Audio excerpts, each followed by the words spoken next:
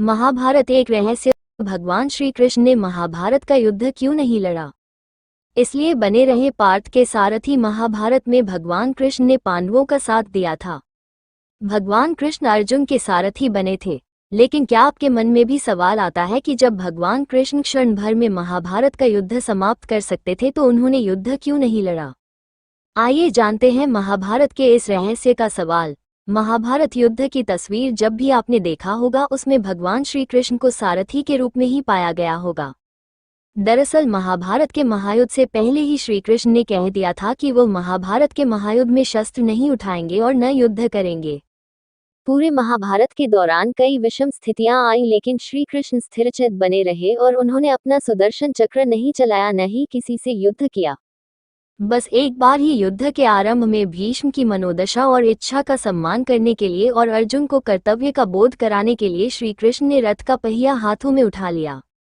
ऐसे में अर्जुन ने श्री कृष्ण के चरण पकड़ लिए और श्री कृष्ण से रथ का पहिया रख देने के लिए कहा। सवाल उठता है कि आखिर श्री कृष्ण ने युद्ध न करने की बात क्यों की?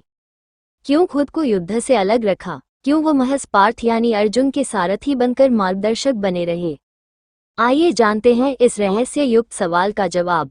महाभारत युद्ध के इस रहस्य को जानने से पहले भगवान श्री कृष्ण और अर्जुन के पूर्वजन्म को जानना होगा। पौराणिक कथाओं के अनुसार भगवान श्री कृष्ण पूर्व जन्म में नारायण थे और अर्जुन नर थे, जिन्होंने बद्रिकाश्रम यानी बद्रीनाथ में नर और नारायण पर्वत पर तपस्या की थी। नारायण और नर दोनों ही भगवान विष्णु के अंश से ही उत्पन्न हुए थे, क्योंकि उस समय सूर्य भगवान के एक असुर भक्त दंबोदभव ने सूर्यदेव की तपस्या करके उनसे 1000 कवच का वरदान मांग लिया था। इस कवच के साथ ये भी शर्त थी कि 1000 साल तपस्या के बाद ही कोई इस कवच को तोड़ सकता था और जो भी इसे तोड़ता वो स्वयं भी मर जाता। इस वरदान को पाकर दंबोदभव अपने आप को अमर मान बैठा था और देवताओं और मनुष्यों पर अत्याचार कर रहा था। नर और नारायण को दंबोदभव ने युद्ध के लिए ललकारा, तब नारायण ने दंबोदभव से युद्ध किया और 1000 साल के युद्ध के बाद आखिर नारायण ने असुर का पहला कवच तोड़ दिया। लेकिन कवच तोड़ने के साथ वो स्वयं भी मृत्यु को प्राप्त हो गए। तब नर ने उन्हें महामृत्युंजय मंत्र से जीवित कर दिया और दंबोदभव से युद्ध करना आरंभ किया। ये युद्ध भी 1000 साल चलता रहा और नर ने असुर का दूसरा कवच तोड़ दिया। इस बीच नारायण ने 1000 साल की तपस्या पूरी कर ली और दंबोदभव से युद्ध करने लगे। इस तरह से बारी बारी युद्ध करते हुए नर नारायण ने दंबोदभसुर के 999 कवच तोड़ डाले। जब अंतिम कवच रह गया तब वो असुर सूर्यदेव के पीछे जाकर छुप गया।